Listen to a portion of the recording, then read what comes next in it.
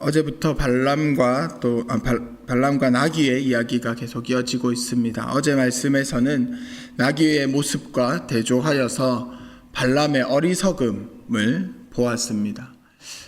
나귀는 여호와의 사자를 보았지만 발람은 그를 보지 못했습니다. 그래서 발람은 자신의 길을 방해하는 나귀를 때리면서 책망했습니다. 왜 나에게 순종하지 않느냐라는 것이죠. 그런데 그 모습이 발람의 모습이었습니다. 하나님의 뜻에 순종하지 않는 발람 자신의 모습이었습니다. 그는 말은 하나님의 뜻을 구한다라고 했습니다. 모압의 고관들이 모았을 때 함께 여기서 하룻밤을 유숙하면서 하나님께서 나에게 무슨 말씀을 더 하시는지 알아보자라고 하나님의 뜻을 구하는 것처럼 했지만 그의 마음에는 이미 물질에 사로잡혀 있었고 자신이 얻을 것들에 사로잡혀서 겉으로 표현만 하나님의 말씀을 들어보자 였던 것이지 사실 그의 모습은 하나님의 뜻을 거스르는 불순종의 모습이었습니다. 그렇게 나귀를 타고 모압으로 가면서 이제 나귀가 몇 번 그의 길을 방해하였고 그 나귀를 때렸습니다. 그리고 이제 하나님께서는 발람의 눈을 열어주셔서 여호와의 사자를 보게 하십니다. 나귀는 처음에 말을 할 수 없었습니다. 입이 닫혀 있었습니다. 그런데 눈은 열려서 여호와의 사자를 볼 수 있었습니다. 반대로 발람은 나귀를 책망하였던 것, 그리고 모압의 고관들에게 하나님의 뜻을 어떤지 한번 확인해 보자 라고 말할 때에 그의 입은 번지르르하게 열려 있었지만 그의 눈이 닫혀 있었습니다. 그렇게 닫혀있던 나귀의 입을 여신 것도 여호와 하나님이시고 닫혀있던 발람의 영적인 눈을 뜨게 하신 것도 여호와 하나님입니다. 하나님께서 일하셔야 우리의 영혼이 변할 수 있습니다. 그렇게 하나님께서 발람의 눈을 여시고 발람은 이제 여호와의 사자가 칼을 들고 서 있는 것을 보게 됩니다. 여호와의 사자가 칼을 들고 서 있다라는 것은 심판을 하겠다라는 의미입니다. 그 모습을 본 발람이 두려운 마음에 즉시 엎드렸다라고 기록하고 있습니다.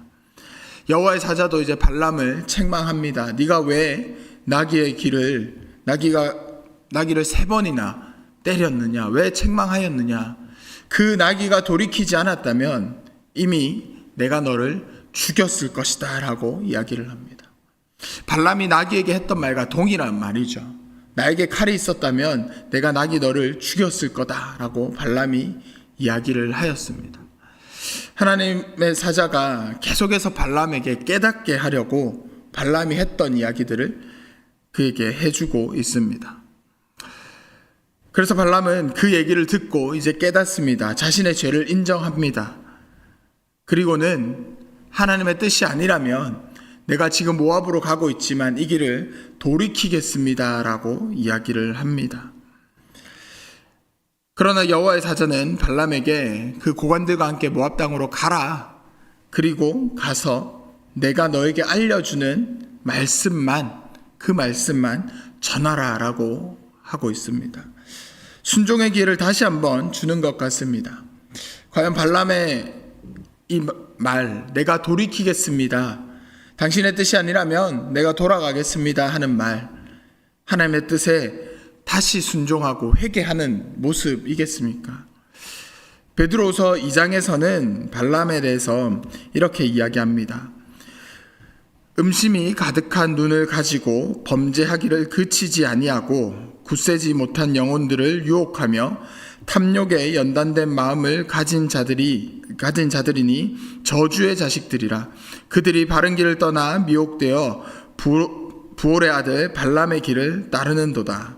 그는 불의의 삭슬 사랑하다가 자기의 불법으로 말미암아 책망을 받되 말하지 못하는 나귀가 사람의 소리로 말하여 이 선지자의 미친 행동을 저지하였느니라. 발람의 행동이 미친 행동이라고 이야기합니다. 왜냐하면 그는 불의의 삭슬 사랑했기 때문입니다. 물질을 사랑했던 발람을 불의의 삭슬 사랑했고 그 행동이 미친 행동이었다라고 베드로서는 이야기합니다. 물질이 나쁜 것은 아닙니다. 세상의 모든 것들이 불의한 것이 아닙니다. 하나님께서 우리에게 허락하셨기에 이 땅을 살아가면서 우리는 세상의 것들을 누리며 살아야 합니다.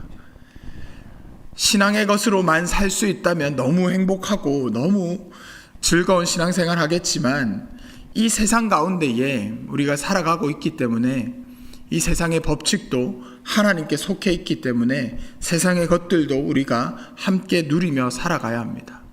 하지만 그때에 세상의 것을 누릴 때에 하나님께서 나에게 주신 그 의도와 다른 모습으로 누린다면 그것이 불의하게 되는 겁니다. 많은 물질을 얻었을 때 그것을 가지고 하나님의 뜻을 위하여 사용한다면 그것은 선한 것이겠지만 그 물질을 가지고 나의 욕심만을 채우고 그 물질을 얻기 위해서 다른 사람들을 상처 입히고 힘들게 한다면 그것은 불의한 것입니다. 심지어 하나님께서는 성경에서 이방민족도 사랑하십니다.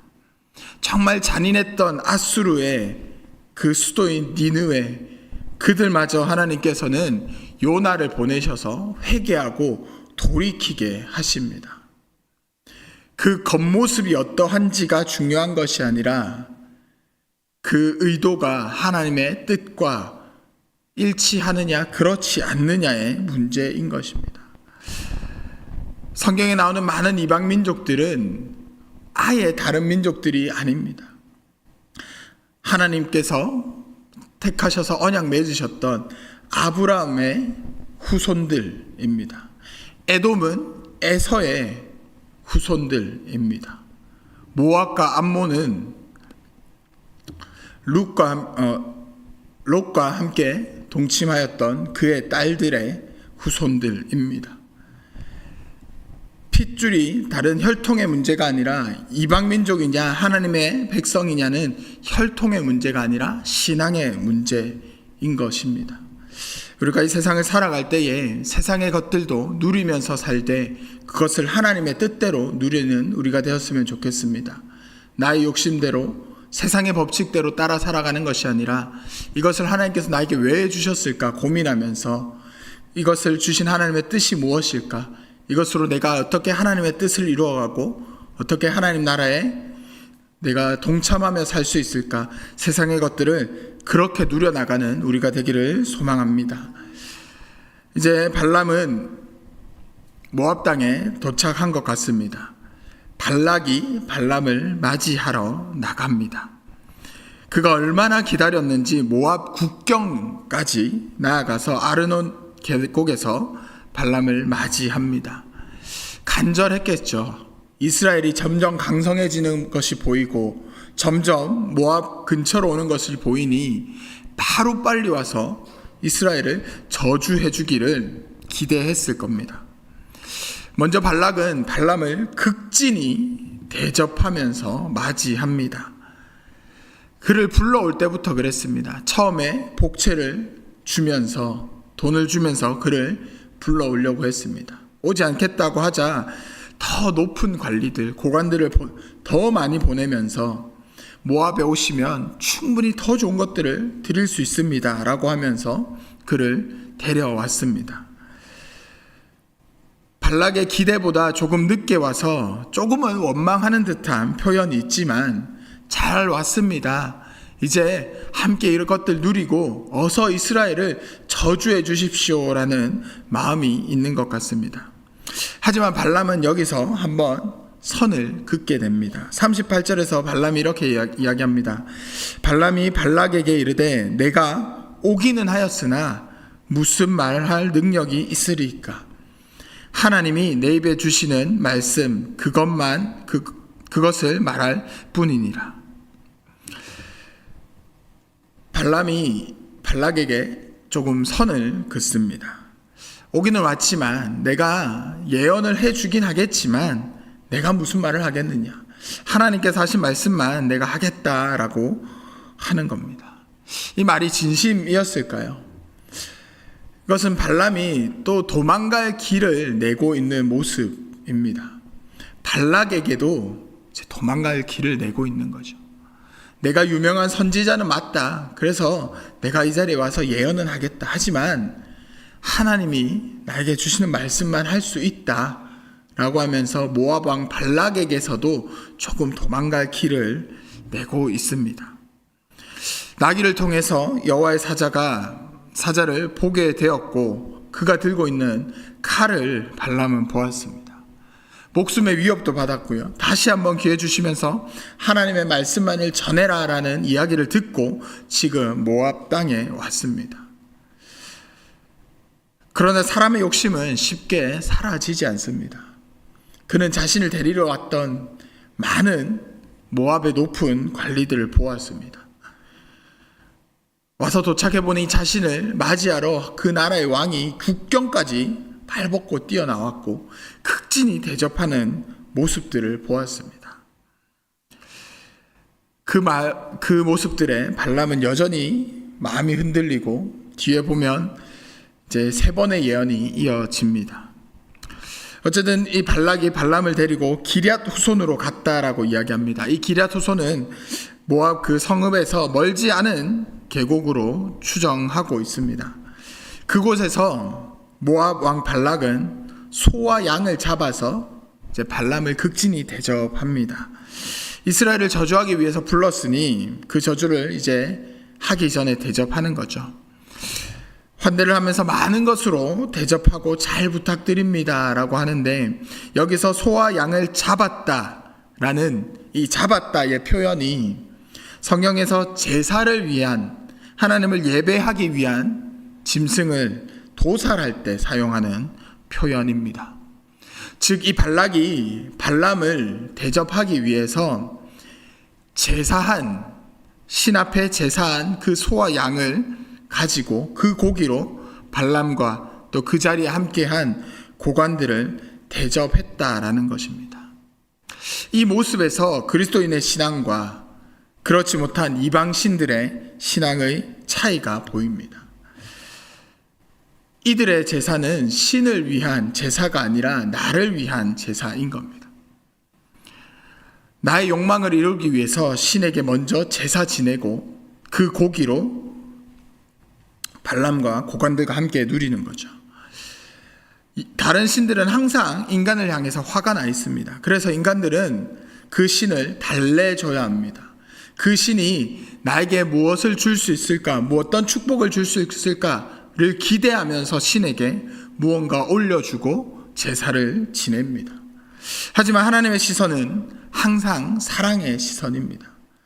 설령 우리가 잘못된 길을 걷고 있어서 심판하신다 할지라도 그것은 우리를 벌하시는 것이 아니라 선한 길로 돌리시기 위한 하나님의 책망입니다. 성경에 보면 이스라엘은 계속해서 하나님을 배반합니다. 계속해서 하나님이 제시하는 길이 아닌 다른 길을 걷게 됩니다. 이방의 신들을 사랑하고 하나님을 의지하기보다 이방 민족과 동맹 맺으면서 그들의 힘을 의지하며 안정을 취하려 합니다. 하나님께서는 그때마다 이스라엘을 치시는 모습들이 나옵니다. 어떤 때는 이방의 나라들의 포로가 되게 하시고 어떤 때는 질병을 주시면서 이스라엘 민족을 치십니다. 그런데 이들을 멸망시키고자 하심이 아니라 너희들 가고 있는 길 바른 길 맞니? 너희들 지금 내가 이야기한 그 길을 걷고 있는 거 맞니? 라고 끊임없이 질문하시면서 선한 길로 돌이키기 위해서 우리를 향해서 때로는 채찍을 드시는 것입니다. 우리의 삶이 항상 이렇게 하나님의 그 사랑의 시선 안에 있었으면 좋겠습니다. 이방 민족들처럼 나의 것을 위해서 하나님을 예배하는 것이 아니라, 나의 뜻을 이루기 위해서 하나님 앞에 부르짖고 기도하는 것이 아니라, 내 삶을 향한 하나님의 뜻이 무엇일까? 내가 어떻게 해야 하나님의 그 사랑의 시선을 더 느낄 수 있을까? 그것을 기대하면서 그 간절한 마음으로 우리가 기도하고 하나님의 뜻을 구했으면 좋겠습니다. 다음날 아침 이들은 이제 바알의 신당에 오르게 됩니다. 그리고는 그 자리에서 이스라엘 백성의 진 끝까지 보였다라고 기록하고 있습니다. 끝까지 보였다라고 해서 전체 다, 여기서부터 이스라엘인이 저 끝까지 다 보인 것 같은 표현이지만 원어의 진짜 표현을 보면 일부분, 여기서 보이는 그 끝자락을 보게 했다라는 겁니다. 발락이 발람에게 이스라엘이 얼마나 강력한지 전체 다를 보여주고 싶지는 않았던 것 같습니다. 이후의 예언의 과정을 보면 조금씩 더 넓히며 보이는 모습을 볼 수 있습니다. 이제 이들은 이스라엘을 보고 그들에게 저주를 내리기 시작할 것입니다. 하지만 그것도 이들의 뜻대로 되지 않는 모습들을 이후 본문들에서 확인할 수 있습니다. 우리가 아무리 내 뜻대로 내가 확고한 어떠한 경험과 능력을 가지고 행하려고 해도 결국 하나님께서 우리를 인도하실 겁니다. 오늘의 일상 가운데서도 많은 계획들이 있으실 겁니다. 그때에 이 세상의 것들 가운데에 하나님이 나를 어디로 인도하시는지 작은 것에서도 하나님의 뜻을 발견할 수 있는 우리의 하루가 되었으면 좋겠습니다. 그래서 오늘 하루가 나의 뜻과 나의 의도가 아니라 하나님의 부르심과 하나님의 의도로 가득 찬 하루이기를 축복합니다. 그런 하나님의 사랑을 마음껏 누리는 우리 모두가 되기를 주님의 이름으로 축복합니다.